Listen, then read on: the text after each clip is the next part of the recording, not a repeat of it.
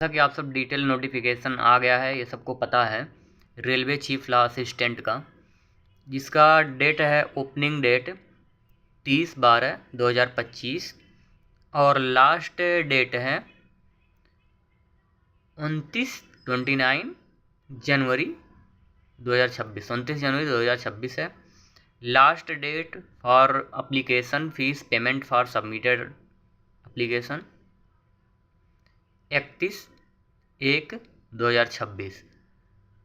Date for modification and correction application with payment fees 1 फरवरी 2026।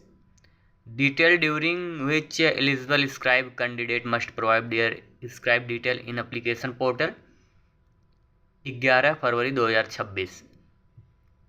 तो ये हो गया डेट और ये है vacancy detail. Chief law assistant,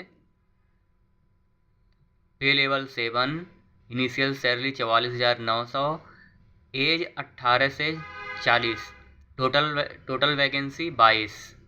public prosecutor पे लेवल 7, इनिशियल सैलरी 44,900, एज 18 से 32, टोटल पोस्ट 7। इसके बाद एक पोस्ट और है जो लॉ वाले कर सकते हैं, LLB जो लॉ ग्रेजुएट के लिए, स्टाफ एंड वेलफेयर इंस्पेक्टर। इसका जो पेमेंट लेवल है वह 6 और इनिशियल पेमेंट इसका 35,400 है। 18 से 33 साल तक के लोग इसको भर सकते हैं। और इसकी जो सीटें हैं टोटल 24 हैं। और यह stage of exam, there shall be a single stage computer based exam, computer based single होगा, followed by translation test as applicable and document verification, medical examination, reserve right RRB reserve right to conduct CBT single और multiple stage mode. हाँ, और ये है age limit के बारे में detail discussion.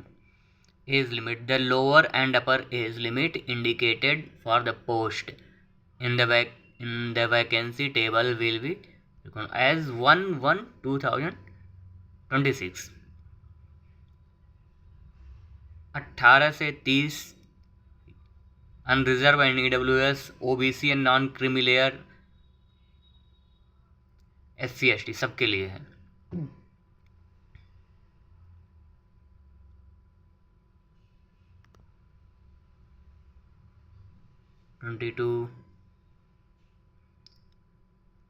एक में है 18 से 32, 18 से 33, 18 से 35, 18 से 40। और यहाँ पे इस टेबल में है जो डेट ऑफ बर्थ है उसका रेशियो, कौन सा डेट ऑफ बर्थ का होना चाहिए, नॉन क्रीमी लेयर के, SC ST के लिए है। फिर देखते हैं कि इसमें जो रिजर्वेशन है एज में, एज रिलैक्सेशन, SC ST के लिए नॉन क्रीमी लेयर,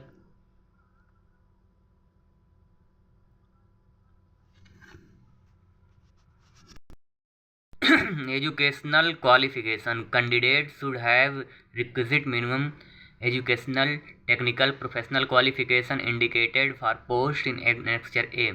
यानी कि जो जैसा पोस्ट है उसके अकॉर्डिंग टेक्निकल नॉलेज होना चाहिए, प्रोफेशनल नॉलेज होना चाहिए, प्रोफेशनल जो क्लास क्वालिफिकेशन होनी चाहिए।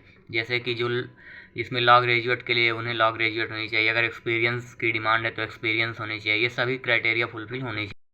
अब ये बात करता है एग्जामिनेशन की फीस क्या होगा। For all candidates expect the fee concession categories mention below. 500 रुपया है, जनरल के लिए है 500। Shall be refunded in due course duly deducting bank charge on appearing first stage CBT। Okay, उसके बाद है PWD female transgender ex service man candidate and candidates belonging to SC ST minority और economically backward classes, ठीक है, उनके लिए 250 रुपया है। जो दिव्यांग हैं, जो SC ST हैं, जो ट्रांसजेंडर हैं, उन सब के लिए सिर्फ 250 रुपया है। Mode of payment online UPI से हो जाएगा और क्रेडिट कार्ड से भी हो जाएगा।